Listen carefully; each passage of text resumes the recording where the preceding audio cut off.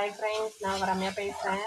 இன்னைக்கு night dinner recipe என்ன அப்படின்னா, லெஃப்ட் ஓவர் சப்பாத்தி ரெசிபி தான் பார்க்க போகிறோம். சப்பாத்தி நமக்கு மீந்துருச்சு அப்படின்னாக்கா அதை சூடுபடுத்தி சாப்பிட்றதுக்கு பதிலாக ஆல்டர்னேட்டிவாக இந்த மாதிரி கொஞ்சம் செஞ்சு சாப்பிட்டா கொஞ்சம் நல்லா டேஸ்ட்டாக இருக்கும். எப்படின்னா பேனில் எண்ணெய் ஊற்றிட்டு பட்டை, கிராம்பு, ஒரு ஏலக்காய் போட்டுட்டு வெங்காயம், இஞ்சி பூண்டு பேஸ்ட்டு, தக்காளி, கொஞ்சம் கருவேப்பிலை போட்டு நல்லா வதக்கி குடமிளகா போட்டிருக்கேன். நீங்கள் ஏதாவது வெஜிடபிள்ஸ் போடுறதுனால இதில் போடலாம். வெஜிடபிள்ஸ் நான் குடமிளகா மட்டும் போட்டிருக்கேன். ஆனால் சப்பாத்திக்கு காம்பினேஷன் நல்லாயிருக்கும்.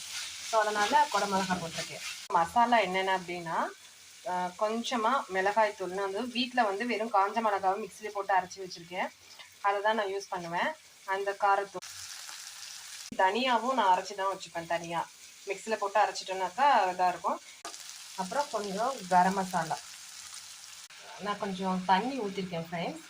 இப்போ கொஞ்சம்